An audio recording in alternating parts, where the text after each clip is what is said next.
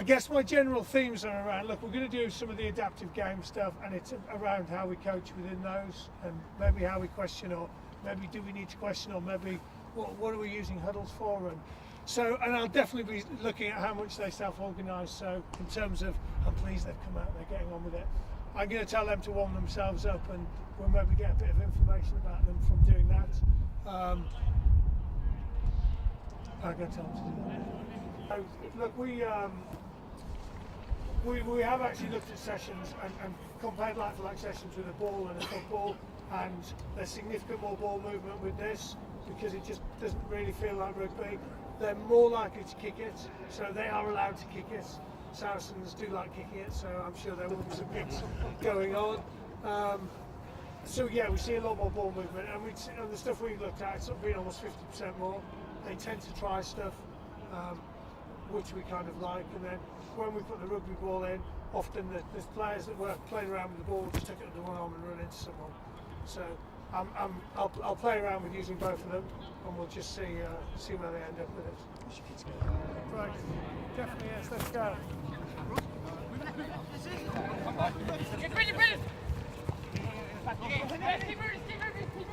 Turn and play if you score, turn and play, keep the ball. Yes, hold left. Push it, push right. So we would, so they're just playing, do you want to just come in? Oh, it's a huge line of people, I love it. So we just get, they're just playing 3D stuff. I'm probably going to, and they're refereeing it, so we get a lot of stuff where they referee it. It tends to prevent them from playing all that again, because they start to empathise with the referees a bit more, and also they're likely to start to understand the game a little bit better. One of the things that we do, and I'll do it in a second, is I'll just pull a player from each team out, and then I'll change the rule to that one player. Why would I do that? Yeah, so just to see how quickly that information disseminates, then maybe we'll call them in a couple of minutes and ask if everyone on the pitch has found out that new piece of information.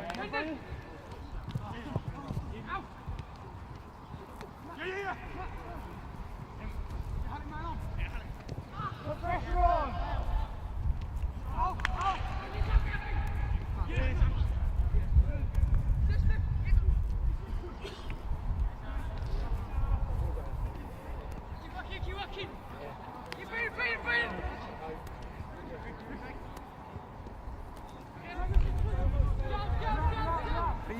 Are you sure it's just coming to me? So then you guys are only telling me the rule, but you're not allowed to shout it. The new rule is it's below head height.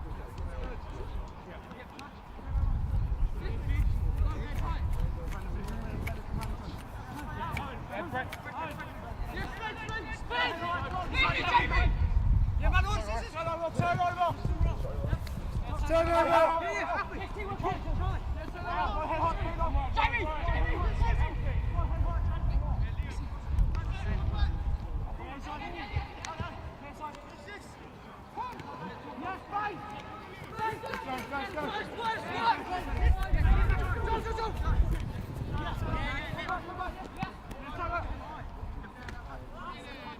Okay, we come fast, we come really quickly, so just tell me, everyone know the new rule? Great, so I just pulled two guys out. Where you show me by hands, where are the two guys? So what was the new rule? Right, and how quickly do you think you've disseminated that information? Would it be useful for everyone in your team to know? Right. Okay, I'm now going to give you like 30 seconds in a huddle, just kind of discuss tactics, so that's the new rule. Coaches, can you just come in, please? I want to get the coaches, so I don't want you to start talking till the coaches come in, so you get your two huddles. Did you feel like, and I'm going to ask them in a second, so right, my first question is what's the purpose of the huddle? So from a coach's point, my idea is they don't need a huddle, they're solving it in the moment. We don't want them to become reliant upon huddles. But did they come out of it with real clarity that everyone knows what they were going to do? Does that make sense? So I will ask them in a second. I'll ask one of them and I'll say, well, what was your one main point and how many of you agreed with it? Because that's the purpose of it, surely, is that actually this is potentially our strategy for the next period. Does that?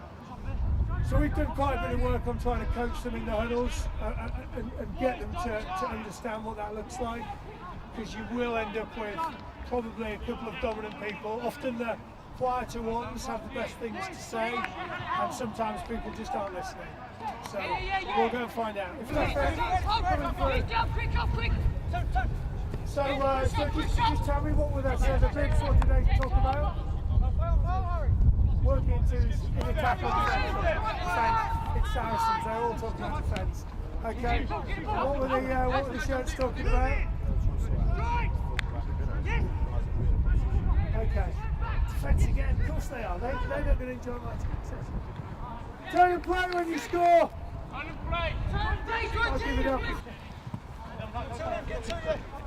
Ready? Oh, yeah, come on, Matt. Deep, Jack. I'm enjoying that. Good option. Back in. Play on. Play on.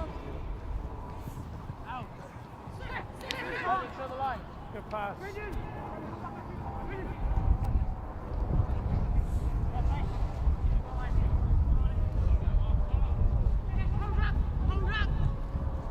Lovely. Great support. Now we're playing to the fives now.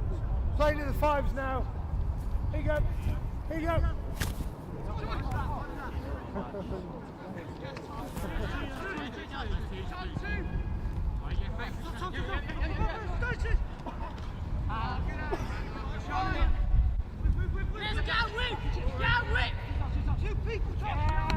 Great defence, you two.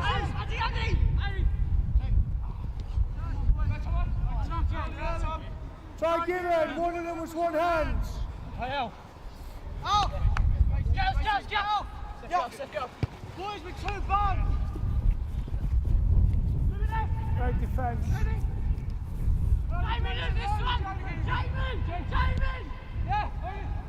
Great kick. Well done. Turn and play.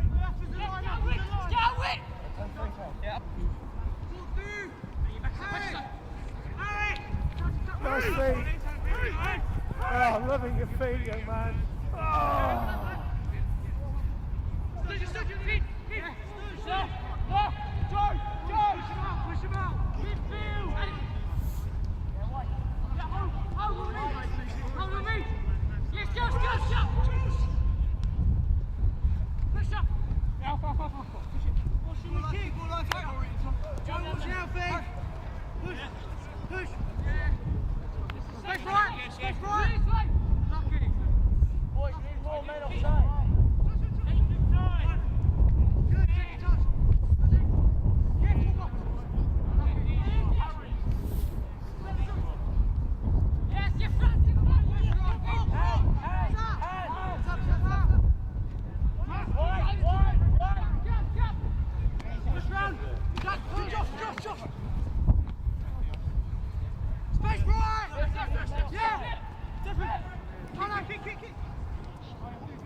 Big small.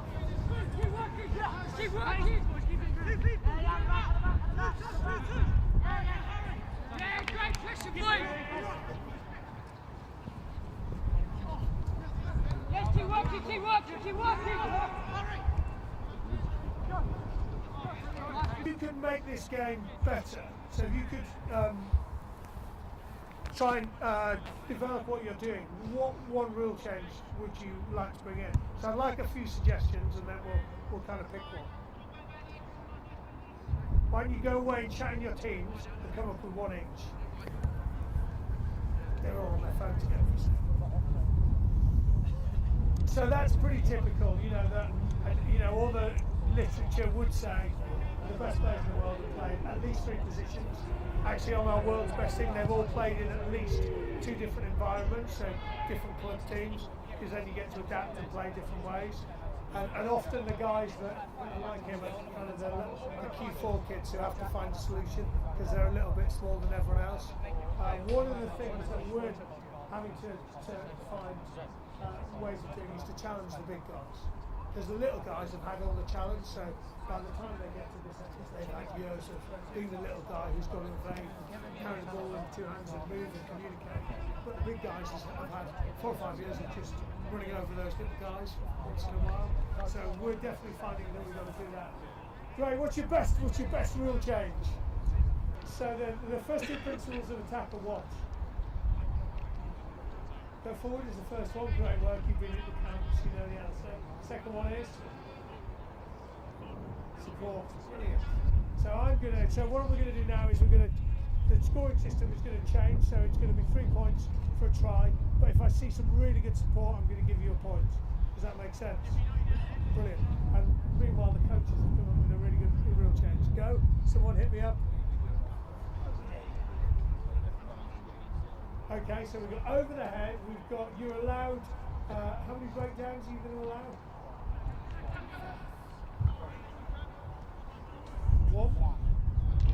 1.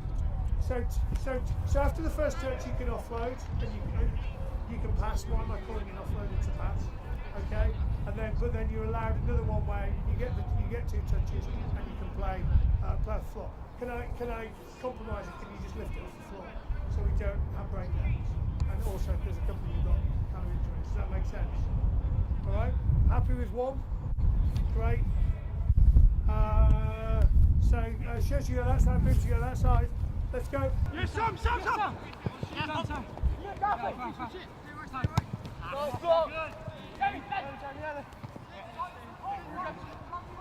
Get deep! 6. Oh, 2 points for that creativity. I love it. Let's bring it over! Over! Back, son!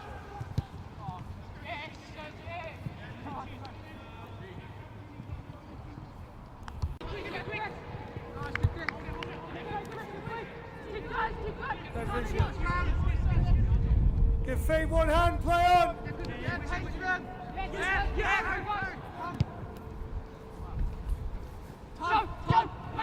Great chase! Whoa!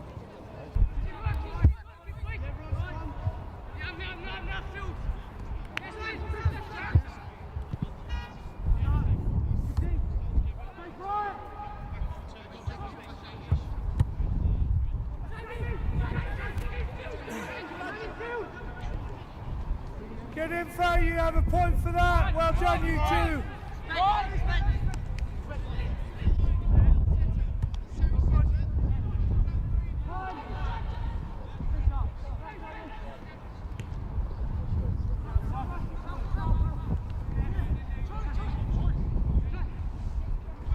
Nice. Good fake. 1 hand, play it.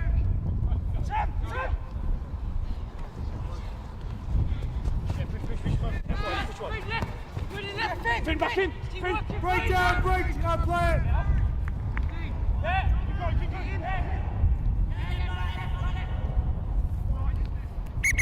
Just come in, coaches, just come in. You play netball, play loads of it. So using these balls, using different boards just gives you a different feel for it as well. Okay, coaches, if you could pick out one thing in attack that they could do better, what would it be?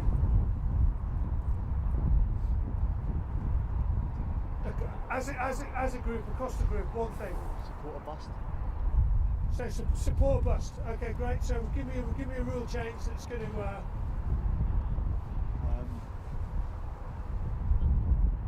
So any pass over 5 metres, next pass will be under 5 metres. Or if you receive the kick, you've got to stand still. Okay, great. I like that actually. So the guy who gets the ball kicked to him can't score. Make sense? Got it? Happy with that, kids? Ecstatic? Okay, no more passing forward, only kicking forward. So tell me, have they got a sweeper? They got a sweeper? No, great work. Okay, how many defenders on the blind side? Actually, sorry, I'm going to ask you a question again. What have you seen? I'm putting words in your mouth. Great, brilliant. Great, how many players outside? Yeah, on your side. You are killing this. Loving it. So good. It's time we worked this out. How many defenders are there? Defenders, just hold your hands up so I can see you. Okay, great. How many defenders?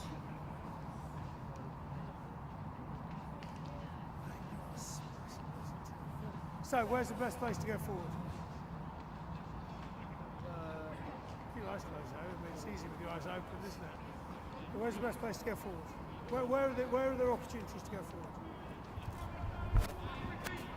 So perhaps two gaps in the middle, great. Are you guys giving him any information, by the way? Because he is just killing this on his own, isn't he? Because I did see that he had a look, to be fair. So what information might you guys have given him? Do what, sorry? Yeah, so you could have talked about that, yeah. Anything else? Who would love the ball now? Yeah, definitely. Could you have given him some info? Can't hear you, what? Brilliant, love it. Okay, or you could have given information, he already knew there was no sweeper, but you could have passed that on. Does that make sense? You guys got to start coaching these guys inside, because he's actually done remarkably well, considering he's looking at the ball, he's looking at the ruck, it's all happening on the hoof. He's actually...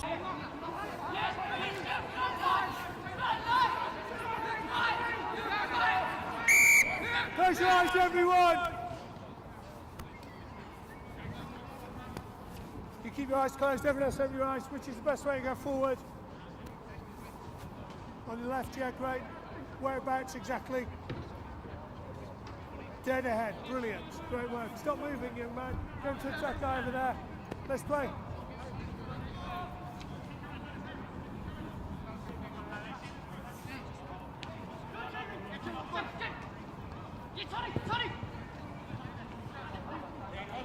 Let's break down.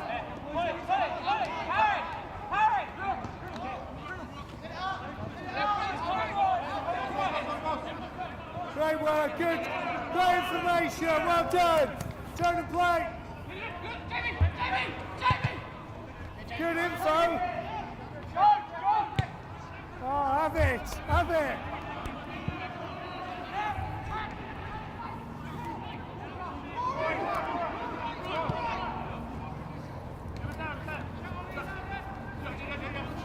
Bibs ball, great chase back, young man. Well done, you two. Can you just have a look and see where standards are on each team now, please? Any information?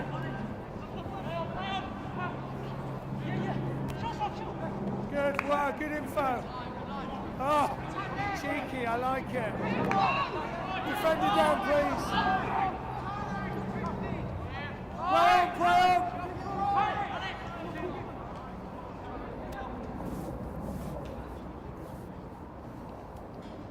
Sam!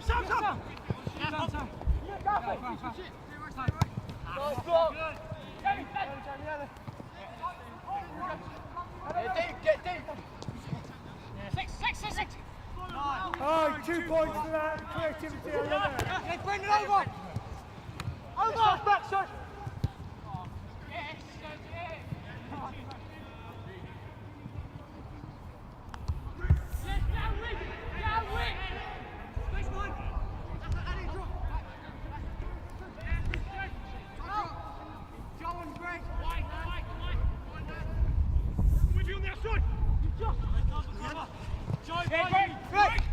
Good score, well done.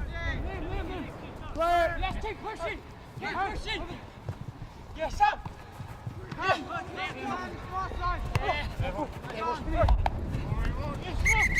Okay, here we come, fellas.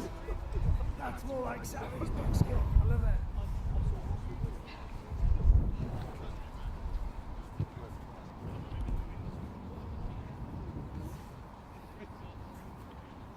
So let's just talk about some of the solutions to the game then at the moment. So yellows, what kind of stuff are you coming up with? Well, Bibs.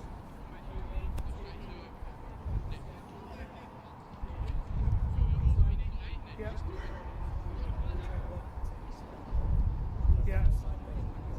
In defence or attack or both? Right, okay. Is 2 enough in attack? I'll definitely challenge you on that. As a minimum. So how many ideally, what would it look like? Yeah, so options either side perhaps, options from behind, options out wide, does that make sense? And what about the guys away from the ball for you guys? So what do you want? Step, Knock on the pickup, Bib's ball.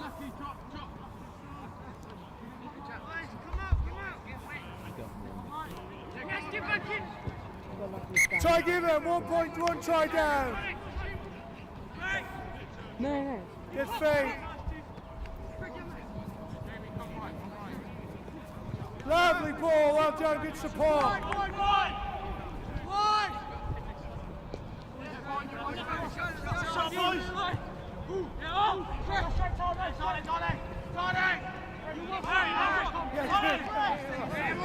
Get off the pitch. Yeah, mate, we've got plenty of cash. Great working, man. Knock on, Bib's ball. You got 2 minutes left, you're still 1 down. Now you can't pass forwards, bring it back here, break down here, Bibs.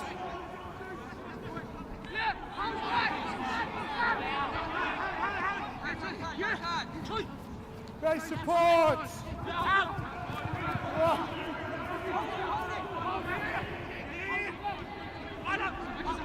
Wow, in. Break down. Good support.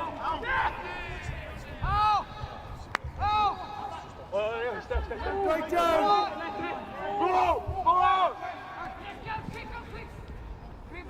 Break down, break down. Great movements. Oh.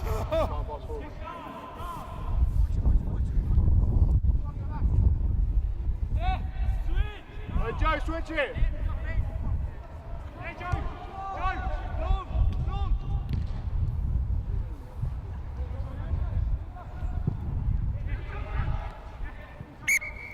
In touch, Bib's ball, this is last play.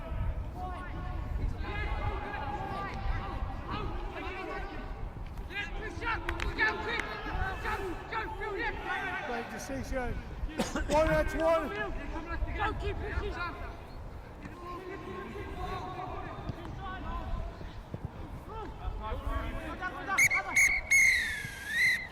Here we come.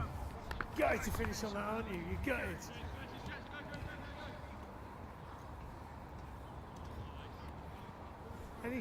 Any stuff from you guys? Anything to talk about?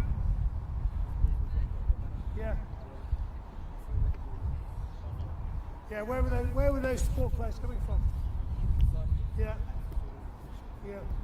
I'm probably just starting to get a little bit, depth a little bit better as well.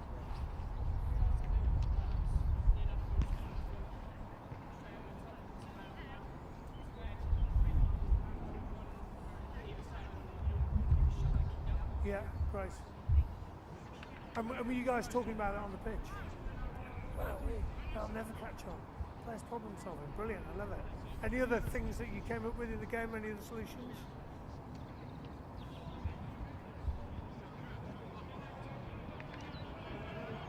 Yeah.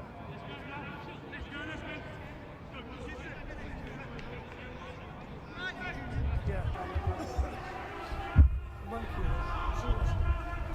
Just to kind of give you some of the stuff we're working along with the 18s is that kind of stuff. So we just want to almost change people's mindsets on playing with ambition, not building phases, going around the corner, and just understanding actually there is a game that exists where you can keep the ball off the floor as much as possible, but what that will involve is so the stuff we do with the scanning there. So we definitely be stopping.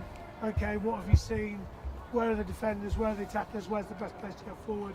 Well, sometimes just do it. I'm sure you guys did it. Where just freeze, defence have to stand still for 3 seconds, attack and reorganise, and that just gets some scanning. And I can also recommend the glasses. I don't know if you guys are using them. So PC World, £140. I'm not a rep for PC World, don't worry. And you get glasses with like a camera in the middle and a HD camera and audio as well. Just really good for raising the awareness of the players of actually what they're saying, what information they're hearing, where they're looking, and a lot of them are just looking there at the ball. And so we've just got to kind of try and raise their awareness of that. We've just done a world's best resource. Has anyone seen that or not? Is anyone at the conference at the weekend? So we've got a world's best resource, and it's the best players in the world, and then their super strengths, and so scanning is one of them. And so someone like Conrad Smith is probably the best in the world at scanning and Gitto, and then some really good examples of those guys using that in games as well. And then the last thing we're working a lot on is just that squaring up. And so, I didn't talk about it then, but just what are the things you can look at that can allow you to make sure you're being square. So that might just be your opponent or his inside shoulder. That might be a line on the pitch. If on the 15 metres, it might be a post. There might be something in the distance. But just to get them to start to stay squarer. Hands up if you coach kids that run across the pitch. Yeah, happens a lot, doesn't it? And actually, the guys outside need to understand that it's beneficial to them to pass that information in, and just the game becomes a lot easier once it's square. Does that make sense? Has anyone got any cool questions for me?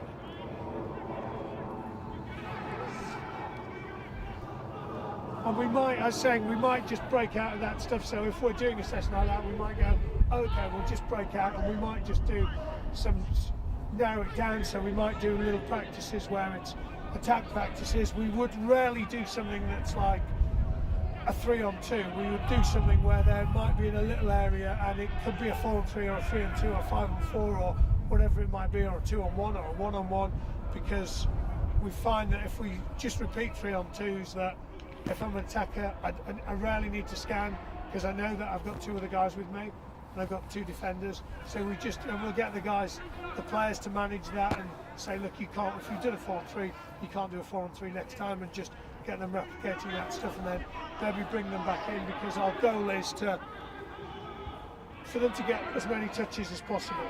And I was joking with Danny Cutmore, who's one of the guys over there. So Danny's the guy there in the white bib, and he talked us through his previous week in the 18s camp. He'd worked out he passed the ball 14 times, which obviously we would like it to be more than that. And then London Irish have been doing a study on their games, so they do like their DPP sessions, and they're playing their game stuff, and they were looking at front 5 forwards, and they were getting 80 to 90 touches in almost like an hour, and then those same players in a team run scenario were getting 2 or 3 touches. So we just want to get the guy, comfortable on the ball, making decisions, and just getting used to it. One of the things that came from World's Best and is really obvious anyway is that the front 5 in the Southern Hemisphere are much more comfortable on the ball. We see them as ball carriers. Just sends to the big guy there, he's born in November, probably just gets used to running over little kids. At some stage the little kids will grow up, or they'll find another way. So we need to keep challenging those players. Definitely keep for some questions. Oh, okay, yeah, so we might, so look, and the thing that I found quite hard there, because you guys know, so with the scoring systems, it's a really good way to change behaviour. So to have to be awarded points, and we generally wouldn't pick the normal points. We wouldn't pick 5 points for a try or whatever. Then it tends to change behaviour. What we've also found is if we don't keep score properly, it doesn't have as much of an impact. So normally we would 100% be keeping score, and we would also reward things like support. So it's a point for support, or if someone does something really creative like they did over there, then we might give them extra points for that. With the big guys, well, you guys give me some solutions you've got. I've got some solutions. So for big guys, give me some solutions. Okay, yeah. Actually, you triggered me off to something else. I was at Milford the other day. I said, who's playing scrum half? They said, we all are. But yeah, so perhaps move them into a position where that might not happen yet. Any other solutions for the big fellas? You can play a game where they're only allowed the wide generals, so a forward plays a winger, for example. You could make him do that, yeah.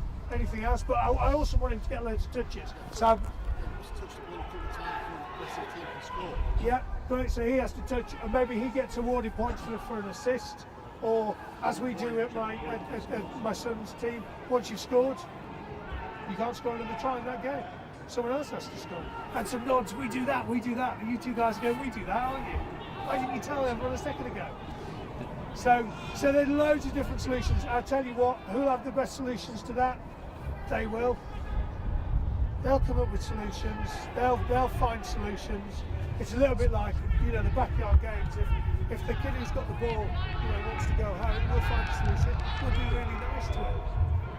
So they will come up with solutions. So if we say, look, great work, Big John, you scored 5 tries, well, what are we going to do to make that? Then they'll come up with solutions. So that's why I try and, if they can identify a problem and then they can find the solution in the game, then hopefully that's going to transfer through to on the pitch. Does that make sense?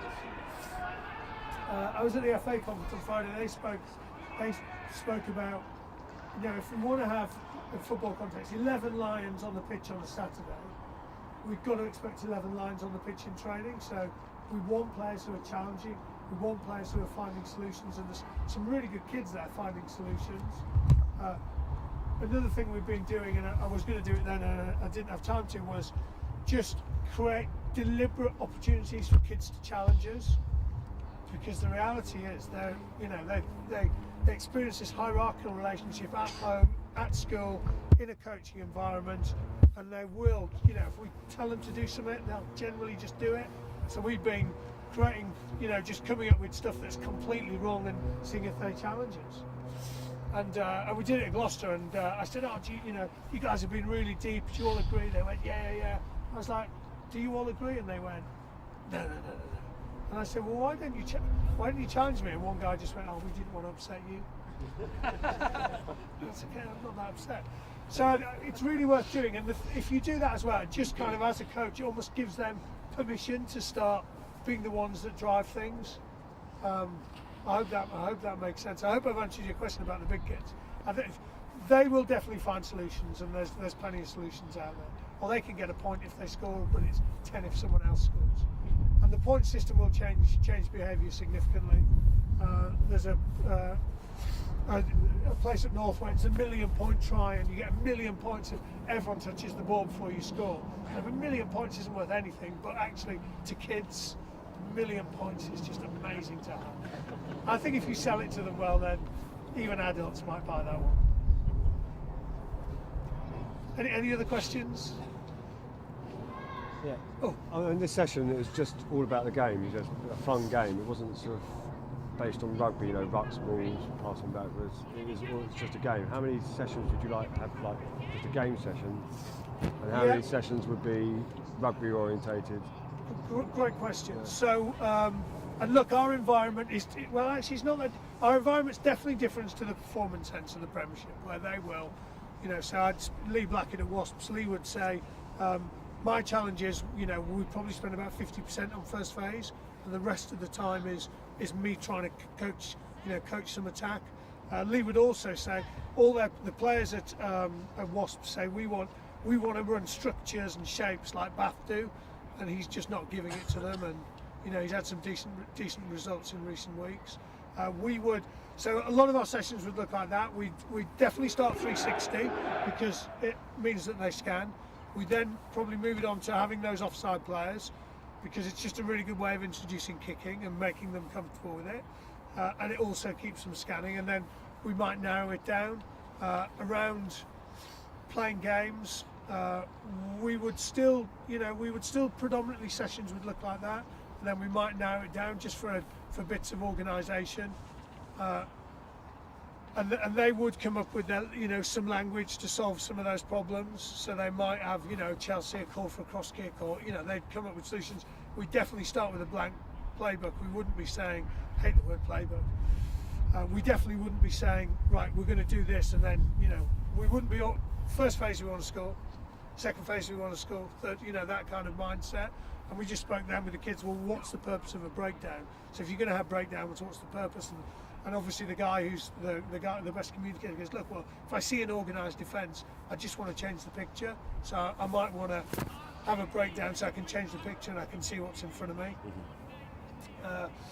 Just while we're talking a little bit about kind of the game plan and the strategy stuff, something that we've also found useful to use is, so going into games and saying, okay, the players will say, okay, well, these are kind of the key things that we think will lead to us being successful, and then running a review based upon how did we adapt from the game plan, not how well did we do on the game plan, where did we find opportunities to adapt. So we said we were going to do this, but they did this, so as a result we did this. Does that make sense?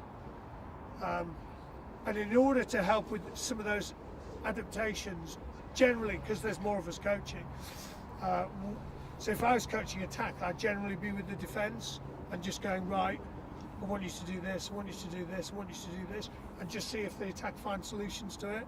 So I'm just in the middle of a blog called The Meddler, which sounds a bit weird with kids, but and just the guy who says, okay, so you two guys, you're allowed to be 3 yards offside, or you two, you're going to do this, you're going to fly every time they get the ball, and see how quick they are to find solutions.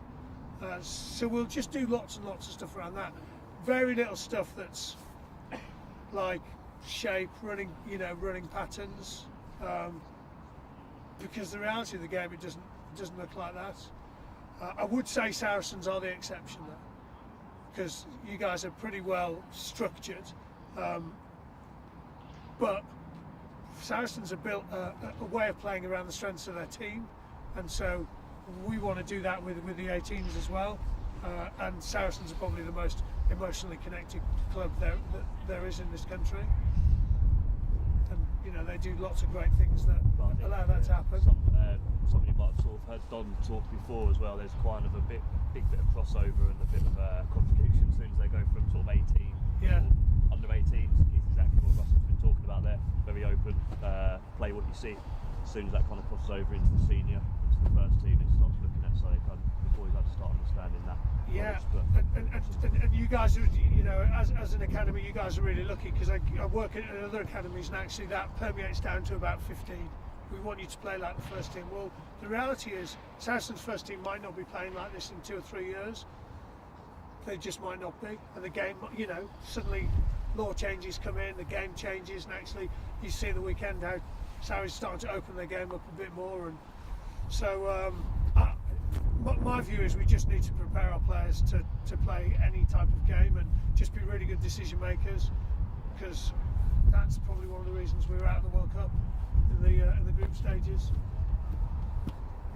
We just couldn't adapt.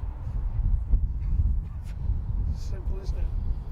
So in terms of what you just said, in terms of this open play and not structure, how long have you, when did that change in terms of where we were in the World Cup in terms of having all the structure and getting knocked out? Well, I can't, I can't comment on what goes on in the first team. We'd probably say our pathway finishes at about the 20s down at the moment. It's the first team's a completely different environment, with press, with pressure, with it's I can only I just saw the same things that you guys saw. What's the difference between the ladies and the youth then? Destin says we were the women's. Yeah. Has anyone coached women? Yeah. Wow, it's so good, isn't it? It's hard though, isn't it? Yeah. Someone said to me the other day. We were talking about this the other day, and I said, I said to some guy, well, what do you think the difference is? And he went, you actually have to have emotional intelligence to coach women, because you can lose them in a word. I coached the 18s women before, and because the beauty of the women is they just ask why. So they are able to adapt because they understand why things are done. I think in the men's game, and look in some places, and I see a lot of environments where players are told what to do and they don't understand why. And so if you don't understand why, then how can you adapt? How can you look at what's in front of you and change what you do? I think the women are incredibly good at that. They're also that women's team as well. They'd learnt a lot from a lot of, they'd had a couple of World Cups where they'd come really close, and they'd learned huge amounts from that. I'd also, as a unit, they were a bit like Saracens. They were very emotionally connected. They knew each other's strengths. They knew each other's weaknesses. They adapted to make the best of that. Don't know if I've answered the question. Yeah. Any more? Cool. Look, thanks very much for having me. I'm sorry if it was just looked like it was just kids playing games, because actually that's really what we want to get back to, is those backyard games. We spoke in camp the other day, and we had probably 40 or 50 of the best players in the country, and the question was, how many of you play rugby in your break time? And it was none. And so we started doing a thing. Fletch's RE teacher at school got glandular fever, and so his rugby teacher came in and did RE, and said, well, it's going to be RE, but it's going to be rugby education. And so we're just going to speak about rugby, which is great at school. And so we started trying to do stuff around that. I'm doing a bit of work at the moment with Google on creativity, and actually probably more how do we prevent them from being creative. So we're looking at things like just giving them scenarios and saying, I want 20 different ways to score from here, because they can often get trapped into their river of thinking, this is the only solution from here. Okay, I want another solution, and just keep challenging them, and they will come up with some amazing solutions. So that we're doing bits and bobs with stuff like that. So. Thanks for having me. Thank you.